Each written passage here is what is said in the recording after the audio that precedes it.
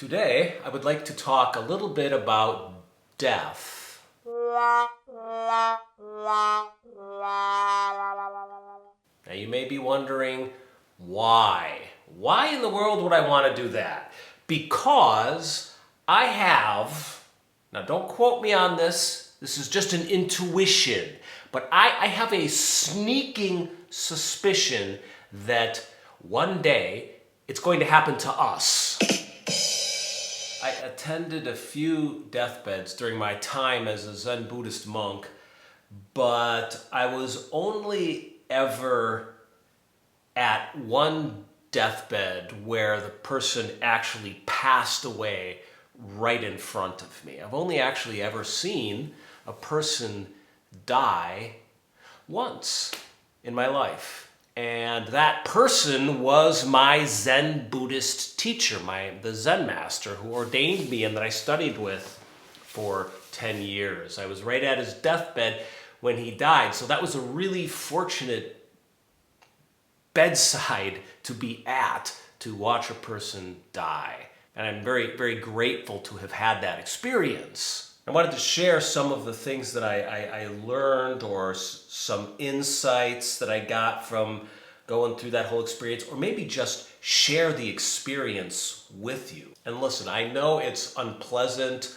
to think about death. None of us want to do it, but sometimes we have to. There's just no way to be adult, much less spiritually adult, without confronting, embracing, contemplating death. First of all, as a Zen Buddhist monk in the Rinzai lineage, working with a Roshi for many years, I gotta say, on the top, that I never received any specific teachings about what happens after death. My teacher never talked about karma or rebirth. He never talked about heaven, and he never talked about a hell.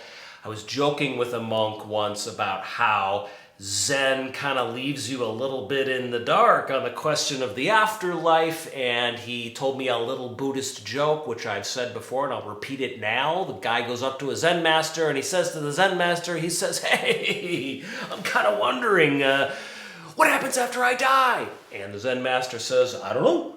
Why are you asking me?" And the guy says, "Because you're a Zen master." And the Zen master says, "But I'm not a dead Zen master." I tell that story again and again on this channel because it perfectly encapsulates what I found to be the Zen spirit around death. Optimism, not fear, not superstition. Over and over and over again and again and again, the practice, in my experience, is teaching us about death. It taught me that my experience of life is 100% inextricable from a simultaneous experience of death. This morning, I sat down, I did a little bit of work. I got really upset because the work wasn't going well. Had some drama around that. That self, that experience, that morning is dead and gone, and I have moved on. I have been, to put it poorly, and perhaps even a little bit confusedly, I have been reincarnated now into this afternoon, where I am offering a teaching about Zen and death here and now to you. I was told that when you sit down on the meditation cushion in the Zendo meditation hall, you're dying on that cushion. You're dying into the exhale. Right? And you feel this after a while as a monk. You just get so frustrated not knowing how to meditate, not being enlightened, sweating in the summer or freezing in the winter, not having a girlfriend, not having a paycheck, not having a family, not being affirmed by your teacher, not passing your koans, not getting along with your monk mates, not getting enough protein, not getting enough sleep, not getting any sexual intercourse whatsoever, okay? Like after a while, when you sit down on that cushion for the 800th time up at the Mount Baldy Zen Center or wherever you're being run through your monastic gauntlet, being put through your ring of Zen fire. You just give up. You surrender. You let it go. You die into the cushion. Okay? So Zen is teaching you, in my experience, how to die all along. So that when you come into contact with death, maybe you have a health scare, or maybe your spouse does, or maybe one of your parents or an uncle or somebody is on their deathbed. When you come into contact with death, you know the terrain. And when you know the terrain, maybe you're not so afraid of it. I mean, I have a theory that like every human being has inside of them an invisible divining rod, divining fork, and it seeks the water of truth. And if you BS yourself on matters of life and also on matters of death, like that tuning fork of truth begins to palpitate and throb in a painful way, and it sends out anxious vibrations into your body and into your mind. And so the last thing I think we want on our own deathbeds or somebody else's deathbeds is a consciously and willfully embraced illusion that, as we are disabused of it, will cause us to be full of fear and freak out. So my first lesson from the deathbed here is, yes, like in my experience, weird, unusual, seemingly maybe perhaps even supernatural or spiritual things can happen on deathbeds. I mean, I've experienced them. I'm going to tell you a little bit about that, but these things can happen, okay? But just don't get attached to them and don't tell yourselves story about them. Stories about them. It's a bit like when you're sitting, and makyo or distracting thoughts or even hallucinations come and plague you on your meditation cushion. You don't indulge them and you don't try and repress them or fight them, right? Give them space to come and to go. So the first time my teacher got really, really sick, I had never been in a crisis situation like this before. And his attendant, the Inji, and I were up all night taking care of him. And at one point, he finally went to sleep and he seemed okay. And so we went into the immediately adjoining room where we did our koan practice, where my teacher did his koan practice for the 50 years he was in America. We were up at the Mount Baldy Zen Center. It was his monastery. And, we laid down to just get some rest in this room and we passed out.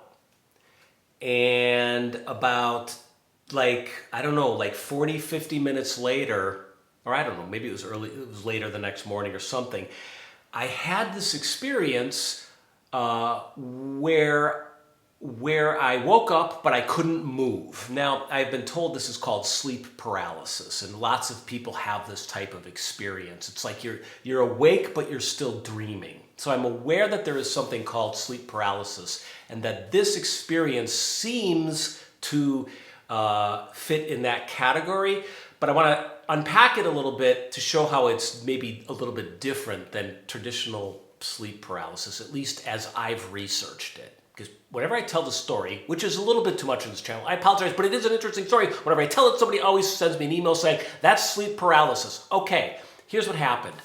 I woke up, I felt my body, I wasn't really awake, I was in a different realm. It felt like a different type of dimension. And I felt my body sort of sinking into the earth, or sinking into some kind of space that couldn't be seen and couldn't be inhabited physically. It was just an experience. I know it sounds woo-woo. I am literally just trying to describe what the experience was. I'm fully aware that it could be that there are just neurons firing in my head a certain way to give me this experience. But the experience was definitely, I am pure mind.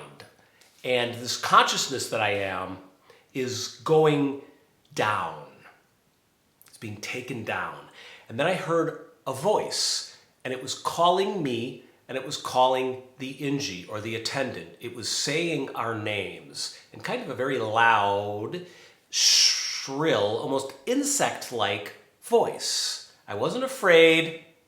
Wasn't afraid. So I came down and to like the center of this, I don't know, wherever this space was, and I came out the other side of it, and I began to wake up a little bit. And as I was I was still felt like I was conscious, but now I was sort of waking up, and I was coming into a dream. And as I was coming into this dream, I felt myself becoming aware of what seemed to be like not angels and not demons, but creatures almost, without bodies. And they were like, how to put it, like they were just kind of out there. And the way they were watching my teacher, and the feeling I had was they're not good and they're not bad, but they will take him if I'm not careful and mindful and fully present the next few days. I thought these are kind of like crows. Crows are very smart, right? And if you put your food to the side and you sit back, the crows will come and swoop down and they'll grab your French fries and they'll fly off. They do this at the park near my house. That's why I'm thinking about them. So it was almost like they were like, these entities were like that. They're natural, they're doing their thing. Like, so if I wasn't fully mindful with my teacher over the next few days, it was going to be a problem for him health-wise. He was going to die. He was going to be snatched and taken away. This was the experience that I had, okay? So then I woke up. I had more of a really intense dream where the wall fell away in this room that I was in, and all my teacher's students over the years, they came up like this new path where there were all these huge like psychedelic trees growing up around this path, and they came up and they were saying goodbye to my teacher, right? I had that dream. And then I finally like woke up from all this, and it was very clear in my head that what I needed to do now was take our teacher to the hospital with the Inji, the attendant, and be completely and totally with him every step of the way. Listening to the doctors, not letting them just do stuff.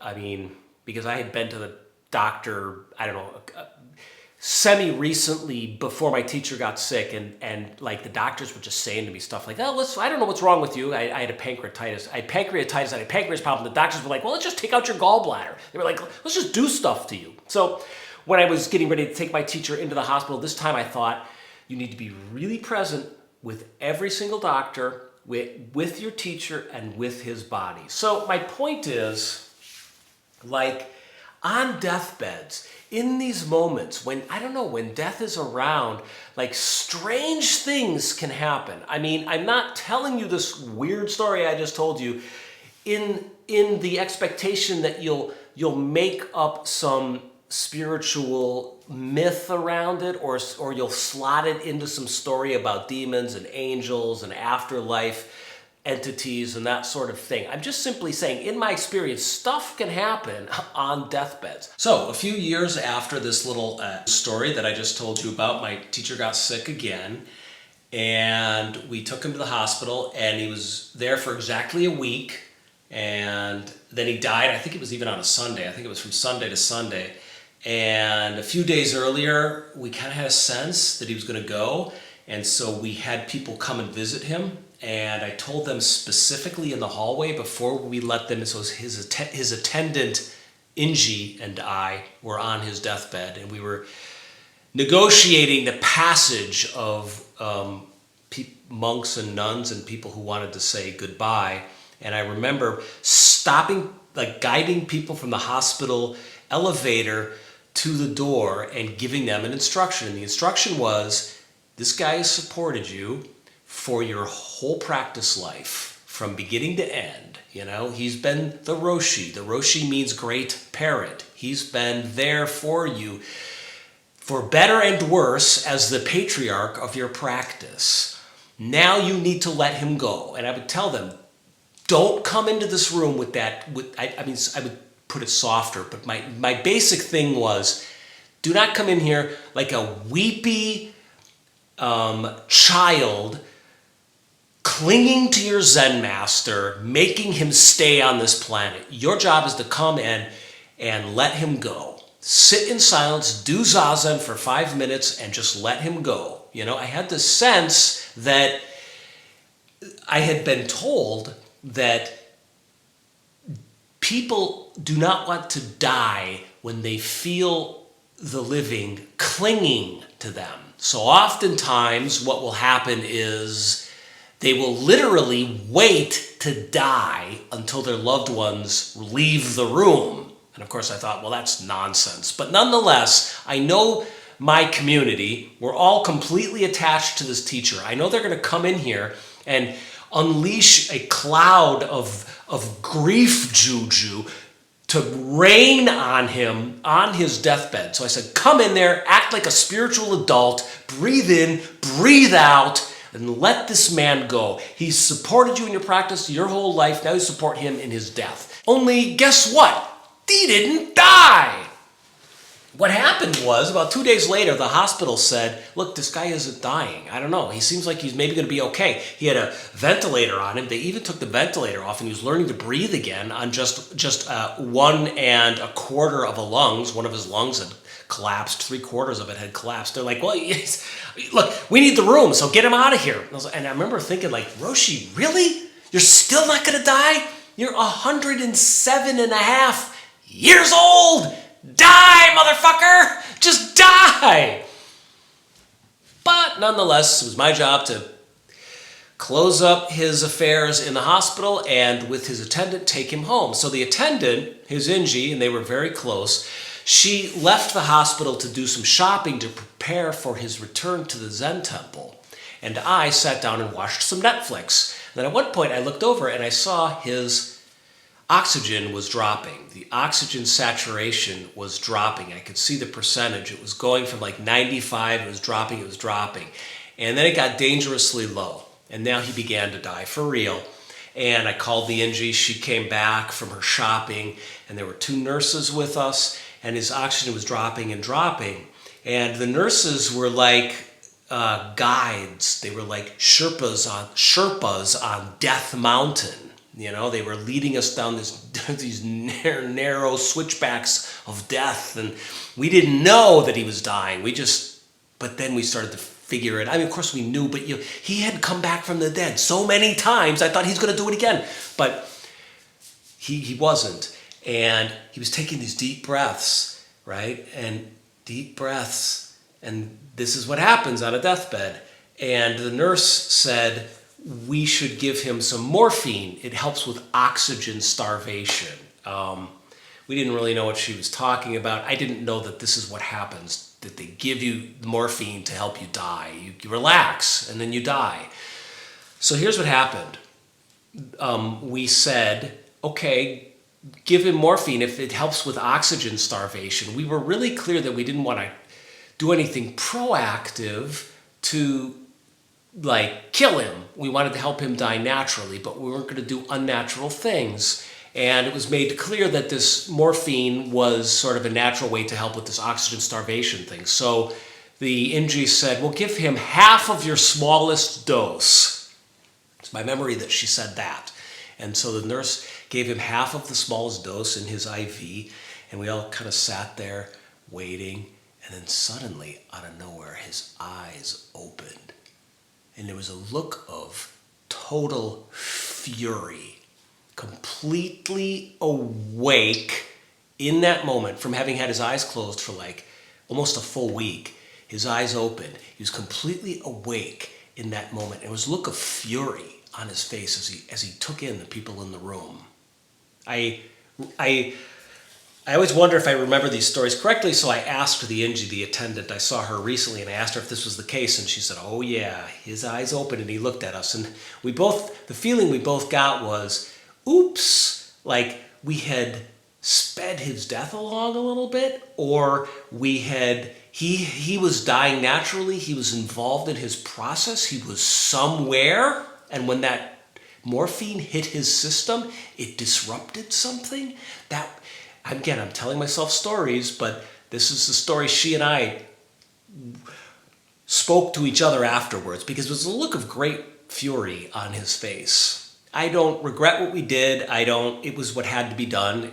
We did the best we could, and I don't even know if that's what was going on when he opened his eyes like that, but he certainly looked angry. I know my teacher's anger look, and that was it. It was just this look of total lucidity and rage. Then he closed his eyes, and he did a few more breaths, and then he died. And then he died. And he died. And someone dies. And literally, I remember looking at him on his deathbed. And then I remember looking up, because there was just this feeling like he'd just gone somewhere, like dissipated, like he was in the room. I had felt him in the room dying, and then he was gone. And I remember thinking, where did you go, Roshi? Where did you go? Where are you? It was a feeling of release. So again, deathbeds can be strange places. I understand why we all tell ourselves stories about death and but create narratives around death and spiritual rituals and priests and rabbis and imams and lamas. They tell us all teachings about death and stories about death and about the afterlife. And I get it. I was there on the guy's deathbed. I felt some stuff. I saw then his face changing and changing and changing and changing as he was dying. And I got the sense that he was dying in stages and phases even after he had died, that the life was still leaving him, right? Because the presence was leaving him. It was a very profound experience.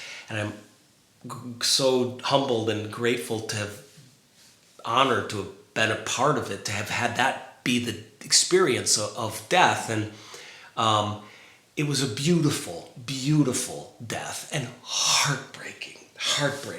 I mean, the following day, after that experience of him dying, I had a dream the following morning, and I was floating through these ancient crypts and mausoleums. It was like Valhalla in ancient Greece or something. And there were big marble crypts, very brightly, nicely lit and cool, the temperature, and solid stone and marble. I was floating through this mausoleum or this crypt in this dream, and I come to this slab, this altar, and my teacher is laid out across it, and I'm coming closer and closer. I'm like, and I'm like floating. I was disembodied. I was floating in this dream. I was coming closer and closer. I'm like, I know it's going to happen. I know it's going to happen. I know it's going to happen. I know it's going to happen. I know it's going to happen. I'm coming closer and closer and closer and closer to his corpse, and then his eyes open. And then I woke up.